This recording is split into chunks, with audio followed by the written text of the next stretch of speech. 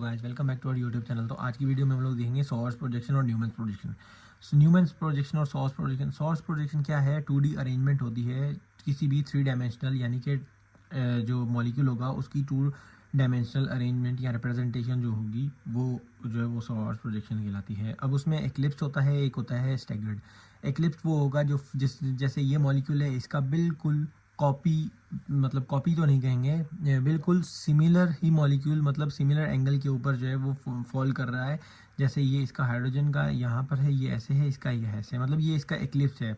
अब उसके बाद दूसरा आता है स्टैगर्ड। स्टैगर्ड में जो है वो पोजीशन टोटली डिफरेंट हो जाती है, यानी कि ये अगर फ्रंट वाला जो एटम है उसका हाइड्रोजन जो है वो ऐसे अपर साइड पे है तो ये इस साइड जा रहा है, और ये वाला अगर इस साइड है तो ये टोटली डिफरेंट है, इसके ऐसे जा रहा है। अगर ये डाउनवर्ड है, जो डाउनवर्ड है वो बेसिकली इसका टोटली अपोजिट हो जाता है, उसको स्टैगर्ड कहते हैं, यानी कि वो एंटी हो जाता है उसके। दूसरी बात यह है कि ये रिप्रेजेंट करता है ऑब्लिक एंगल से, मतलब कि किसी भी जो मतलब कि रिप्रेजेंटेशन होती है मॉलिक्यूल की वो कैसे एक ऑब्लिक एंगल से कैसे डिफाइन होती है, ये सॉर्स प्रोजेक्शन बताता है। अब उसके बाद आता है न्यूमैन्स प्रोजेक्शन। न्यूमैन्स प्रोजेक्शन क्या बताता है? न्यूमैन्स प्रोजेक्शन ये बताता है कि ये भी इसमें हमें जो है वो रिप्रेजेंटेशन देखने को मिलती है, और ये यूज़फुल होता है बेसिकली अल्केन की स्टीरियो केमिस्ट्री जो है उसमें। इसमें भी स्टेबिलिटी को ही हमें पता चलेगा कि स्टेबिलिटी के बारे में, कि स्टेबिलिटी जो है वो किसकी ज़्यादा है और किसकी कम है।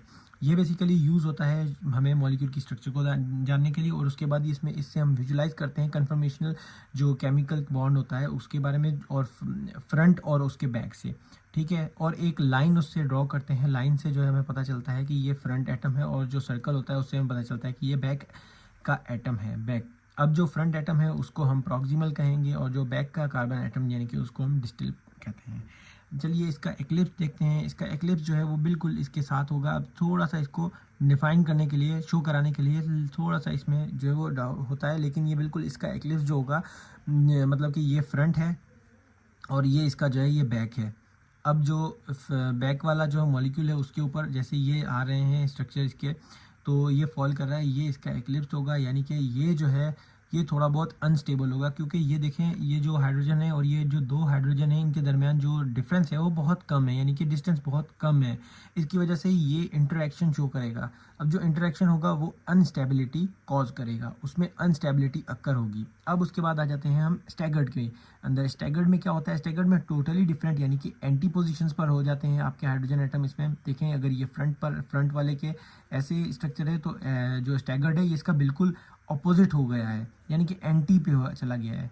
अब स्टेबिलिटी इसमें ज़्यादा होगी बिकॉज ऑफ जो इसका जो डिस्टेंस है, यानी कि डिस्टेंस बढ़ गया है। जो इंटरेक्शन है, जो मॉलिक्यूल्स की, 2 मॉलिक्यूल्स की आपस में जो इंटरेक्शन है वो ज़्यादा वीक हो गई है।